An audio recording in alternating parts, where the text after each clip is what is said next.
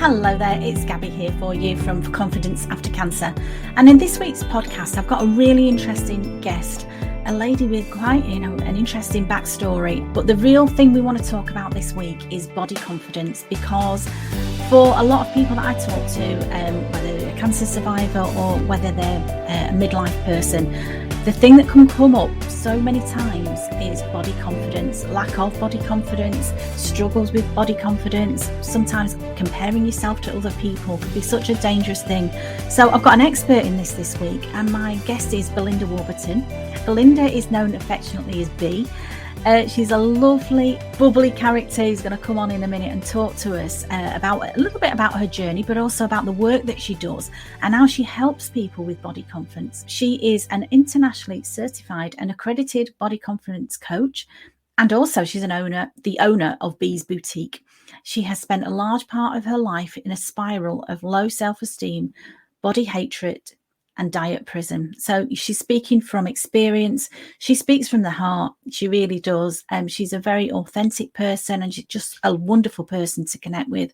And B says, 10 years ago, I stepped out of my fear and I started my journey to find a better way of life and build unshakable body confidence.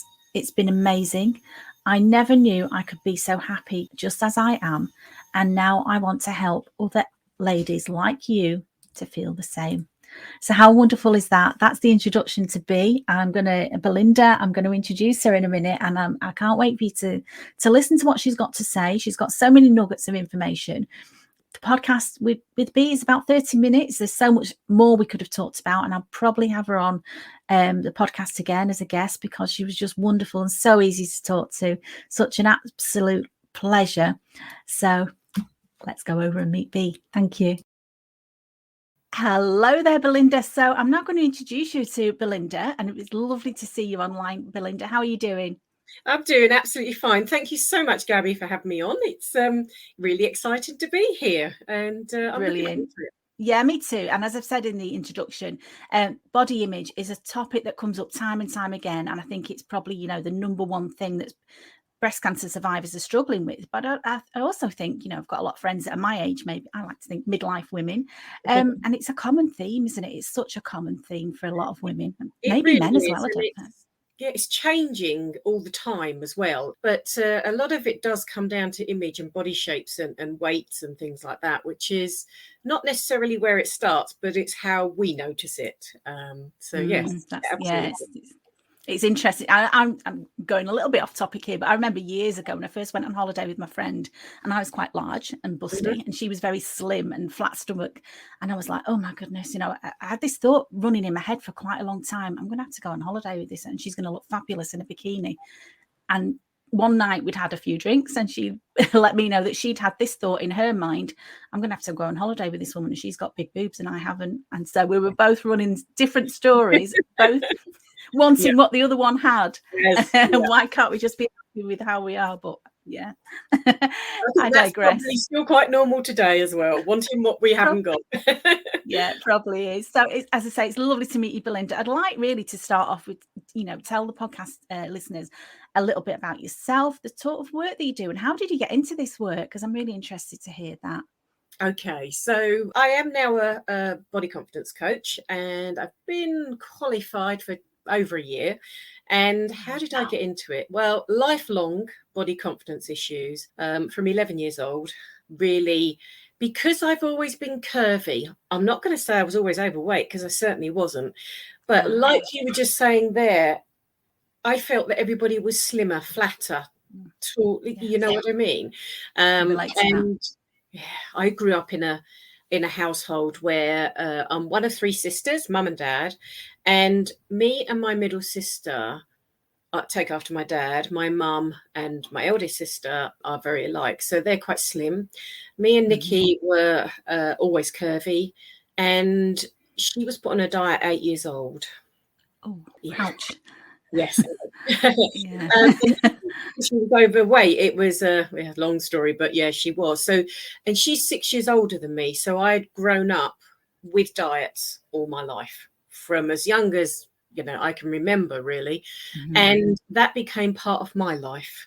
We were close because I mean, we're all close as a family, but similar body shapes. So we resonated with each other. And so our whole world really, not just, I mean, obviously we were great sisters, but resonated around what's the next diet, what's the next thing we're going to do, how are we going to do it, etc.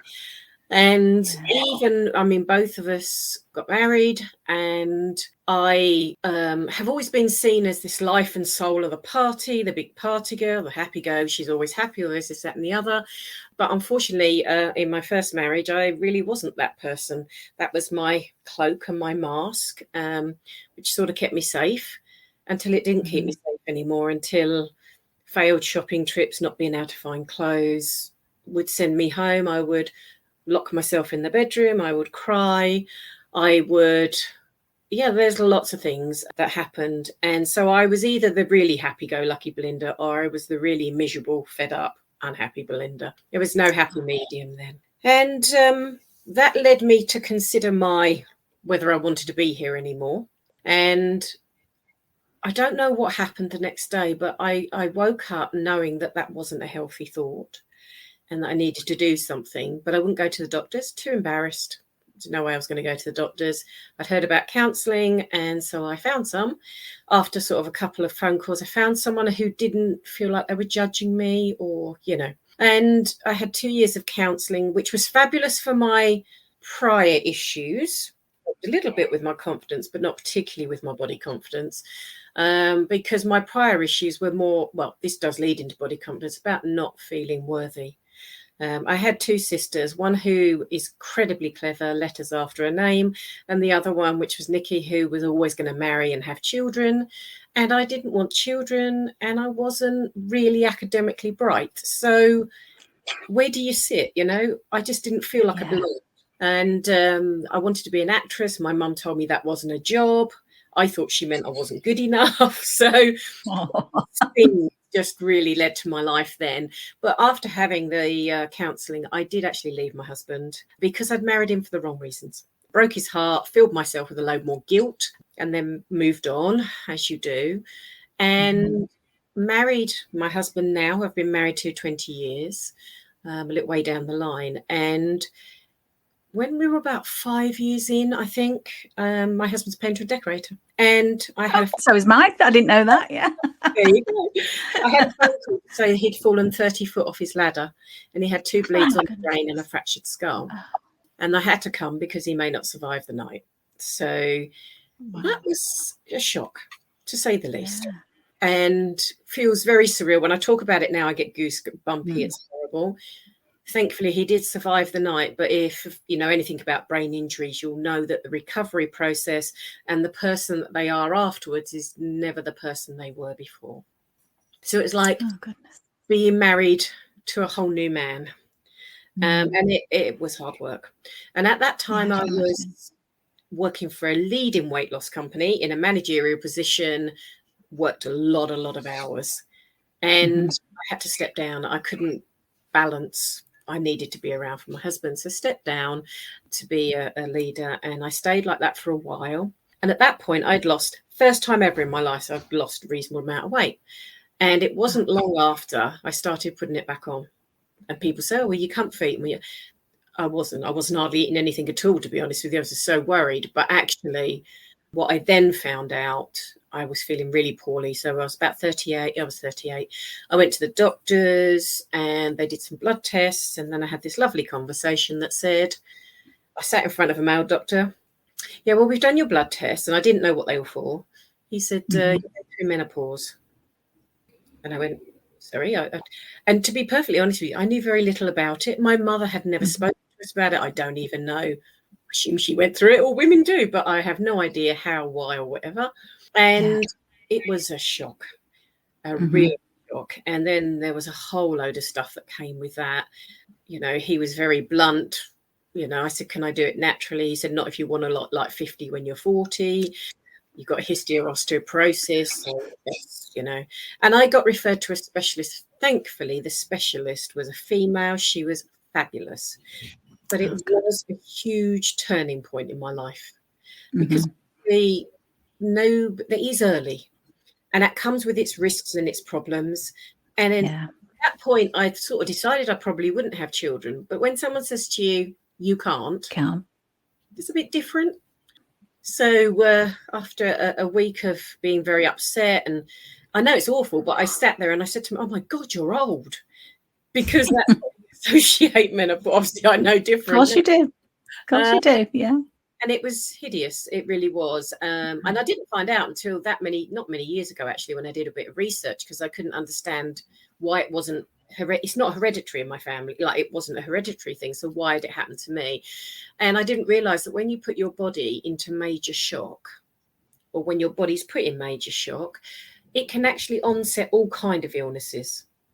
Oh, wow. Menopause is one of them. Yeah, of course. And I think, obviously, when you look at the timeline and everything, that's probably what it coincided with. So at that point, I gave up the corporate work. I couldn't do it anymore. Weighed when you go to a management meeting and all of the managers are taking laxatives or not eating anything for 2 days, or it's not a healthy environment. That's supposed to be the leading weight loss environment. It's not good. So I left and started my own business. Bit of a gamble, I'll be honest with you, but I started the boutique, and it started a journey for me. Brilliant. A real sort of change around my life, and started not straight away to be body confident. That would be an absolute lie, but got better because now I could buy clothes that I could wear that I actually liked, that I didn't feel like grandma in, and I could do that for other women. So it started that journey. I met who is my manager. She's my best friend, and she is my biggest advocate of my body and my body shape and whatever. So she's really helped. And then I started my journey looking into, what is this body confidence? What does it mean? What is body love? You know, I can't possibly eat normally and not actually be on a diet, because I'll just get huge, you know. So there's all these things. And I think COVID was the place that really forced me into my biggest change, because the business was closed and we'd gotten online, but we hadn't really worked on it. We are very much in-person people, you know. And my Karen messaged me. She runs all the sort of social side things, and she said to me, "You need to start doing videos." And I was like, "I don't think so." She said, not for me. No. So it's like, she said to me, What's the problem with it? And I went, I'm going to get nasty comments. People are going to go, oh, you're fat. What you doing with pink hair? You know, it's going to be awful. And she said to me, what's more awful, losing the business or a few odd comments that I will manage anyway? Yeah. And I thought, God, that's quite scary. What if I do lose? So anyway, decision was made to start doing videos, which in the household, some people had a fabulous lockdown. I certainly didn't, I'm afraid. I had a son that moved in. My mother-in-law moved in. Yeah. So anyway, yeah, it was for the right reasons, but it was hard work. Yeah, I'm sure. So I recorded my first video after re-recording it probably around about 80 to be absolutely perfect. And, I don't like that shot. We don't like that shot of me. And you know what? It's quite amazing. The response back was totally opposite of what I thought it would be. It was, oh my God, it's so lovely to see you. We're stuck at home. We miss you. We can't pop into the shop. All of these things. Yeah. And so I thought, oh, this is okay. So I did a few, had some clothing at home. And I'm like, Karen, we're running out of stuff to do. I can't go to the shop because it wasn't local. You know, what do I do? She said, oh, do some, scarf tying demonstrations. You're good at those. I was like, do that. And then I look back now and I cannot believe that at the peak of what we were doing, because it was a really hot summer, I was doing cover-ups and I actually appeared on a video with a swimsuit on, and I still can't believe I'd done that. Brilliant. It really propelled me into, I'd already been looking at body confidence and can I do this and how can I do it? Yeah. And it just propelled me. And while we were closed, I was keeping the business alive, but I had time to read, look, do stuff. And that's where it sort of started. And then propelled even more in January 2021. My sister, the one who we were always doing diets together, I was trying to stop her dieting. She was still dieting at this point, and I had actually stopped. And she'd been isolated. She'd really bad asthmatic. So she'd been isolating from day one. And I saw her in the November. So that year, that first year, I think I saw her 3 times. And we spent an hour and a half in a car in masks in November because I had to rush her to the emergency vet. So they said, if I catch this, I'm going to die. And she'd been digesting all the content, everything that was put out. And I said to her, please stop watching it because it's not all as it sounds. Yeah. And then in the January, I had this frantic phone call from her, January 2021. Her husband had contracted it from work. He was a train driver, so he had to work. And she'd isolated him. And then 2 days later, even more frantic, she'd contracted it. Yeah. That was the Thursday. Saturday, she was admitted to hospital because she couldn't keep her oxygen levels. And we had our usual funny text chats and whatever. And then on the Monday, my brother-in-law phoned me and said the hospital have asked us to stop texting her. She needs to rest, so we've got to phone the ward. They moved her to ICU. I wasn't overly concerned at that point because ICU is actually very good care. And then they talk of a ventilator and whatever. And then on the Friday morning, I had the phone call of my nightmares, and I was told my sister had died. She was 54 years old. 54, did you say? Sorry. 54, been on a diet since she was 8, and lived her whole life in body shame. And my world fell apart, literally. Sure. But then I just took over. I'm always seen as the strong one, the one who does. So my brother-in-law fell apart. I had to ring my dad. Oh my God, telling my dad was hideous. I organised the funeral of what we could have, which was barely anything. Mm-hmm. And I made sure my niece and nephew, she's got children. They were 24 and 27. And so, yeah, I just went into overdrive, just did everything that to give her the best that we could at that point. And then the shop opened again, and then I was propelled back into it. So it was just like I felt like I was on this roller coaster. It just wasn't stopping. Yeah. And it wasn't till towards Christmas, and I knew something wasn't right. And obviously, having been in a bad situation before, I could feel it falling. And by the January, it wasn't good. And I took the decision to contact the doctors. And they put me on depression tablets. They put me on a list for grief counselling as well. And they were really good, actually. They did keep like a regular checkup on me. And it was during all of that. So that was January. And then literally over the next few months, I had to wait quite a while for the grief counselling.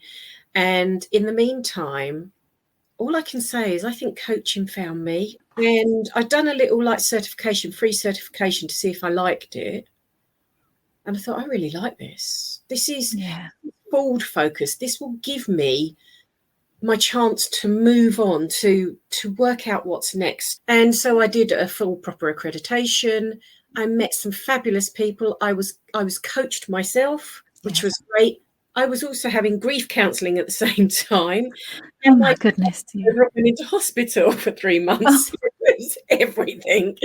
But do you know what? I think coaching was my lifesaver.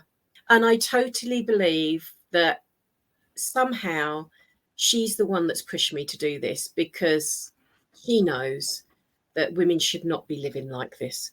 And it doesn't matter whether your ladies have obviously got a bigger obstacle because they've got the cancer or post-cancer, but there are too many ladies who live like this, way too many ladies. Absolutely. And come to be where I am. Oh, thank you for sharing your story. I want to give you a virtual hug. I mean, so much sadness and so many, like you say, the life that your sister led and the thoughts that she'd had. And I absolutely agree with what you just said about mindset, because this is something I talk about all the time. It started with COVID and we were watching the news all the time and we were waiting for 6 o'clock to see what Boris was going to say. And it came to a point where I was like, I cannot watch this anymore. No. I don't want to live my life in fear. I know, I want to keep myself safe. I want to keep my family safe. But I cannot have this constant fear. I'm telling myself that the world is a horrible, scary place, because is that really living? Is it? I don't think it is. No. And I'm like you as well with the coaching. I started my coaching journey. I've been dabbling in coaching for years, but after my cancer journey, I was like you've been through a lot and you think, right, I'm going to feel victorious now and I can take on the world and I've beaten this. I had a very aggressive cancer. My diagnosis was not great. And then you get the it wasn't exactly an all clear like you see on the films where they ring a bell and everybody dances around. It wasn't quite like that. They said, well, no evidence of disease at the moment, but you need to keep an eye on you because it's highly likely to come back. Cheers. But even getting to that, I thought, yeah. even getting that, you know, you're all clear now. And I thought, this is great. Now I'm going to jump back into my own life and be the old person that I was. But I wasn't. I was broken. I was devastated. And a lot of it was about body image. That was a huge part of it. My confidence had just gone. You know, I'd had a mastectomy. And when I talked to other people, I realized I was in a very fortunate position because I've been married to my husband many years. We've been together over 40 years. So I had that love and support. And, you know, he just wanted me to get better. He just wanted me to survive. He wasn't concerned about mastectomy in that way. But I was devastated, and I didn't want to get undressed in front of him. I didn't want to be intimate with him. And then I'm speaking to other ladies who were single, other ladies that were dating that have told me this. That's a whole other podcast of horrendous stories they've got. And I just think, you know, the mindset to me, and I think that's changing your mindset is what coaching can do for so many people. That's what I see time and time again. So I'd really like to talk to you about that. You know, how do people change their mindset to become more body confident? Because it might not just be that the surgery has done this to them. Most people, like me, when I look back, you know, when I was a teenager and I was a skinny little thing, I thought I was fat. Yes. You know? And so I've had this thing for years that my body image has never been good. I think so with mindset, when we spoke briefly before, I thought about this and sort of before cancer and after cancer thing. And actually, it can go two ways. So the first thing I would be asking yourself is where was I with my body before? Okay. So how did I feel about my body before? What did I like about it? Was there things I didn't like? Or was I really confident? Because you could have been really confident before, and then post the cancer, that it could have knocked your confidence. So I get that. But sometimes I wonder whether we were truly body confident before, and if we weren't, the cancer has propelled that into something bigger.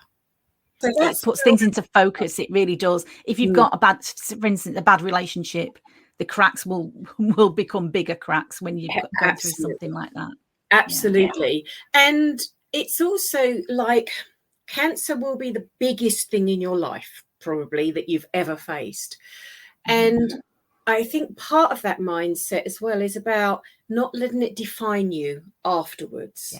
So it can be your story, and it's part of your story. And absolutely, it's a powerful story, and it's fabulous to share with people who have been in the same position or a bit behind you, so you can give them guidance and stuff. But it's about not allowing that to define who you are.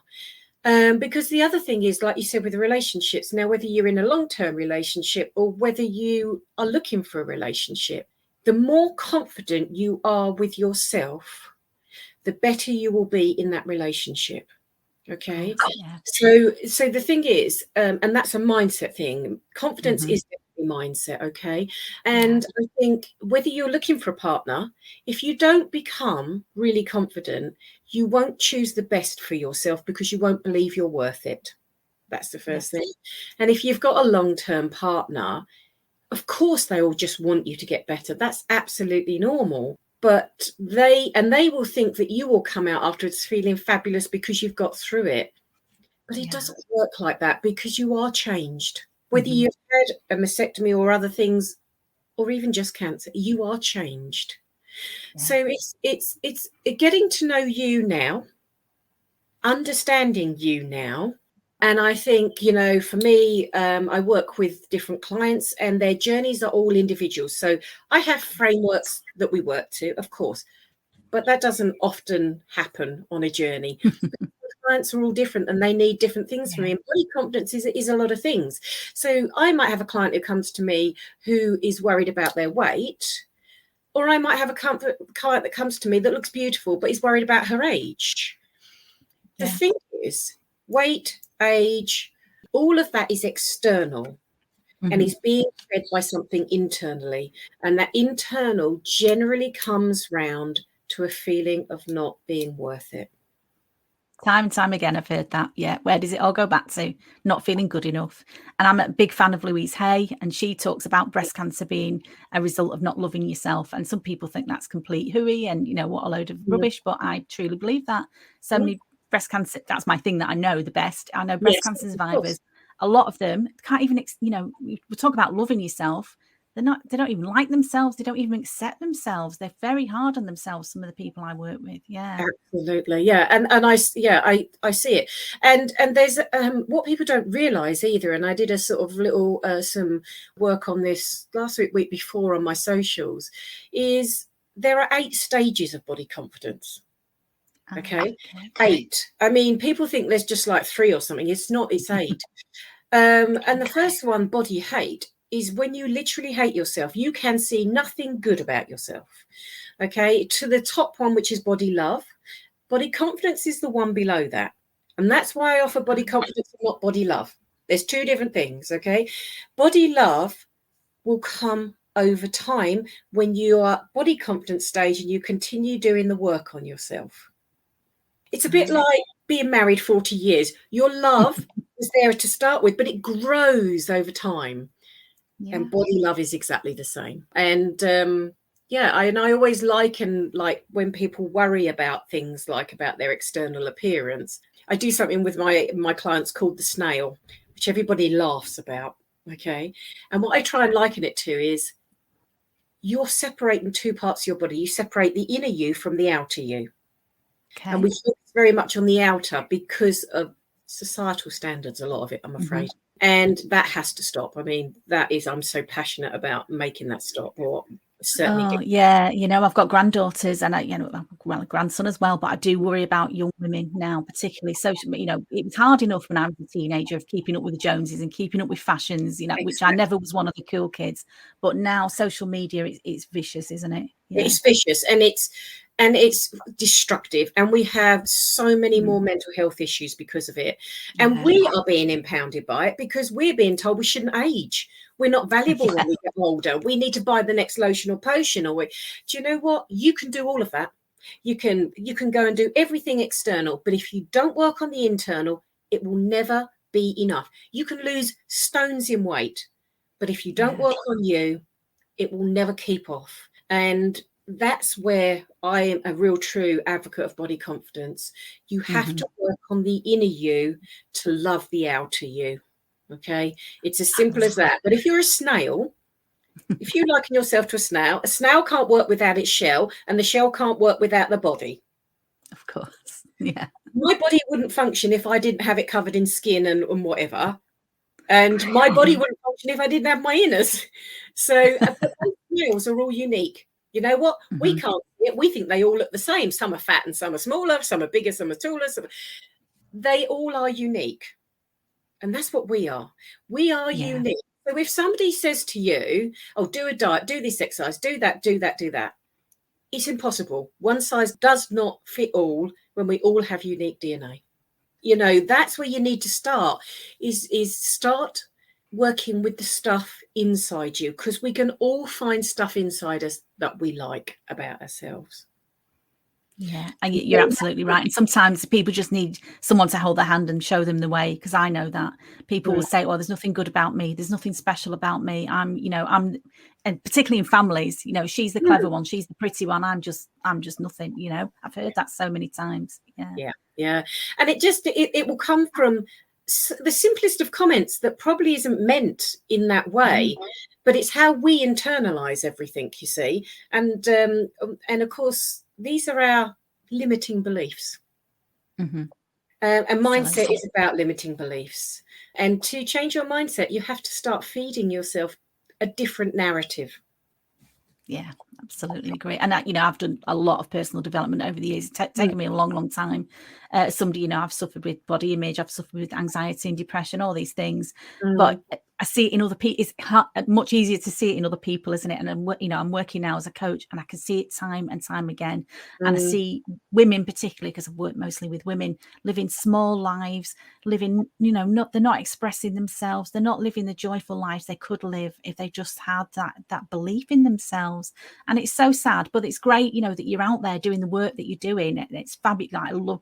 I was a little bit like you. I started doing the podcast, and there was the little voice saying, well, who are you to do a podcast? Who are you to go on YouTube? What are you thinking of? You're nearly 60. But I've done it. And, I started off with a script, like really nervous reading. And now I'm thinking, I'm talking to people, and the feedback is great because people want connection. And I think that was one of the big things we lost in COVID. Still see it now. Some people are still scared of making the connections, but they can do it online if that's how they want to work. You can do it online, and I presume you work with people online as well. Is that right, Belinda? I do, yes. I mean, I very rarely do in person because it limits how many people I can help as well. But this, you know, the fact that you can see each other, the fact that we have this technology that allows us to do this, it feels really connected. The great thing about coaching that I love about it is that and I love it when I am still coached now. It's when someone else, and I'm a coach, but when someone else sees your blind spots, that's what it's about, isn't it? And we've all got them. We don't think we have, but we really have. And it's uncovering those blind spots. And when they happen, the realization is like, oh yeah, okay, I didn't realize. Okay, so, and then you sort of explore with them how they want to move forward, because there's so many things you can do, isn't there? And it's not right for everybody. Everybody's different. Everybody needs something different. Everybody learns differently as well. So that's the great thing. There's so many ways that you can become body confident, and you know, it's some of it is the simplest things. And it's so funny. Some of my clients are like, but that's really small. And then I'll do 12 weeks with them. And by week 6, 7, and 8, they're all of a sudden realizing what's happened in those 6, 7 weeks, you know? And I think that's fabulous. I absolutely love it. I am so interested in the brain and how it works and processes. And it's beautiful. Yeah, it is. It's fascinating stuff. So if people wanted to get in touch with you, Belinda, what's the best way? I'm going to post all the links to your socials. I know you're active on social media. Yes. I'll post the links below, but what's the best way for people to get in touch with you if you'd like to learn more about the work that you do? I think, first of all, just join my website. It's pretty comprehensive. So it's www.belindawarburton.com. The first page is a little synopsis with some links. The second page is my story, so you can read the whole story from there. The third page is where you can read about how my coaching works. And you can book a free discovery call. So it's a 1-hour call, no obligation. But the beauty about that is, one, you can see me and we can talk, because I only work with people if I feel that we're a right fit, because you don't fit everybody. We're not one size fits all. And you can decide whether I'm a good fit for you, and you will experience coaching during that session. So you will get an idea of what it's about. I can find out what you're expecting. And then we can talk from there. So I love that discovery session. It's probably one of the most powerful things as a coach that we do. And at the end, if you decide it's not for you, then that's absolutely fine. You've still had it. You've still had that experience. Yeah. So that's on there. And then on the next page is free resources, free book you can download that I wrote, and the link to my free Pink Power Body Confidence Hub Facebook group. It's a private group. I keep it very safe because I don't want any nastiness in there. And it's growing all the time. The great thing about the group is I'm very active on my normal socials, and they're all on the website as well. So you can link to Instagram and Facebook. But in my private group, they get me live every week. Brilliant. Topic of the week. So they can interact, listen, ask me questions, whatever. So they get a bit more of me. Yeah, if that's the right way to say. But again, it's more connection, isn't it? It's just more connection. So yeah, you're on a screen, but you're talking to people, you're talking about them, not just about, you know, general concepts. It's about them and their issues, and you're there for them. And I love that people can reach out to you, you know, whatever issues they've got. You're in that small private group. They can talk to you one-to-one as well. There's so much help available for people just to explore. Where if they've listened to this podcast and thought, there's something in there that, you know, that resonates with me. I'd like to know more about that. Then I'd really, urge people who are listening and watching, just get in touch with Belinda, have that call, or go to the Facebook group and just find out a little bit more. Because, it could be the thing.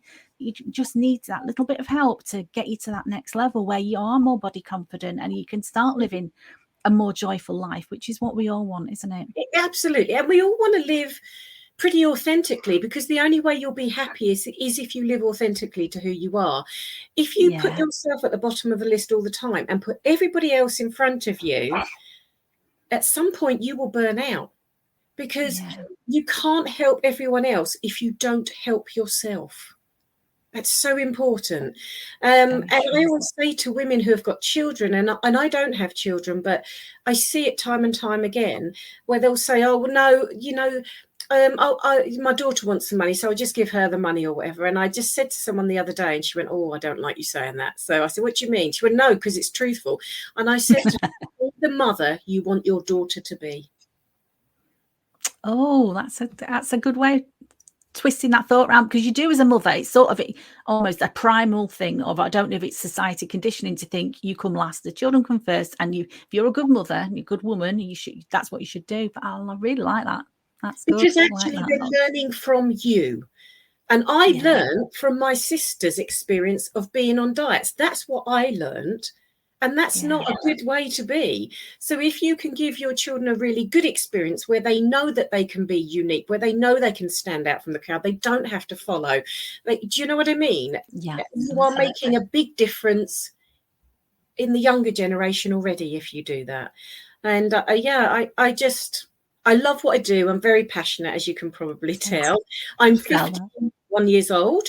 And I am not, someone said to me, oh, at 50, I felt like I'd disappeared. Well, I'm not disappearing anytime soon. So I don't think you are. I don't think you are either.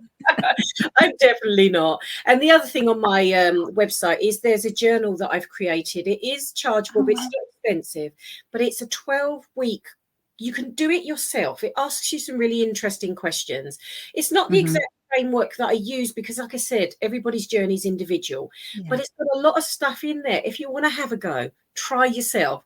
It's a downloadable or it's a hard copy sent to you. So that's on there. I mean, literally, I am an open book. I feel anybody can ask me anything and I will be as truthful as I possibly can. And if they, as truthful as I can in the nice way as well. There's no need to be mean to anybody. But I'm a coach, you're a coach. We do see the blind spots. And that's, if we can't ask you the uncomfortable questions, you're never going to grow. No, that's true. You're never going to grow. Thank you so much, Belinda. It's been an absolute joy to speak to you. I think we need to do another podcast because, as I said, this subject is huge. It's a massive subject. So I'm sure we'll be doing another podcast on another topic. But thank you so much for your time. I'll post all the links that we talked about before so people can get in touch with you, download your journal, look at the website, look at your Facebook group. So thank you. It's been a pleasure. Thank you so much, Gabby. I shall keep in touch with you. And absolutely. If I've helped anybody today, I've done my job. I've done what I set out to do. I'm looking forward to seeing the feedback, but I'm sure that you have. Thank you, Belinda. Take care, my love. Thank you, Gabby. Wow. Well, I hope you enjoyed this week's podcast and my wonderful guest, Belinda Warburton. I love talking to her. I hope you can tell that. Such a fascinating woman, so brutally honest in parts of her story about the difficulties that she's faced in her life, but how she's overcome it, the things that she's learned from the challenges that she's been through. So many things I loved about what she said, but one of the big things that I've talked about before, and Belinda sort of reaffirmed that, is that mindset is everything. The way we talk to ourselves. She talked about relationships and the problems that you can have in a relationship, but really the most important relationship you've got is with yourself. If you can look at yourself in the mirror and be happy with the person that you see looking back at you and realizing you're not perfect, my love, because nobody is. None of us are perfect. We all make mistakes. We've all got things maybe that we want to work on and maybe that we want to improve. That doesn't mean you can't love yourself. That doesn't mean you can't accept yourself for the wonderful, beautiful person that you are. And if you need help with your body image, you need help with your confidence, I'm here for you. I am. Confidence After Cancer is my thing. I specialize in helping people like me who have struggled when cancer treatment finishes. For me, that was when I felt my confidence just fell off a cliff. I felt my life was in free fall. I didn't know who I was. I'd lost all sense of identity. And Belinda's work is very similar to that. She specializes in body image with people who are not happy about the way they look. And I know for cancer survivors, that can be a huge thing. Talk to so many people who struggle after surgery. Even if you have a reconstruction, you will know it's not the same as, your body's never the same as it was before the cancer. Even if you don't have surgery, chemo can ravage your body. Radiotherapy can ravage your body. But do you know what? So can aging. Aging is a natural thing that we've almost become to believe is something wrong with you if you age. And yet, you see it on social media, actresses or people in the public eye being criticised because they're looking old or they've got wrinkles or whatever. You know, getting older and aging is a privilege denied to many. And I try to remember that when I count my blessings. I've survived my cancer. It's my privilege to help other people. I think Belinda's got the same attitude as well. She's been through a hell of a lot. She's had a lot of challenges I've never experienced. You know, we've all got our stories, we've all had our dark days, but it's really what you do with that learning and how you move forward in life. And you really can make the rest of your life the best of your life. And if you need help, I'm here for you. Belinda's here for you. I'll post her social links below this. Thank you so much for listening. Have a blessed day. Take care, my darling. Stay safe. Stay safe. Bye-bye.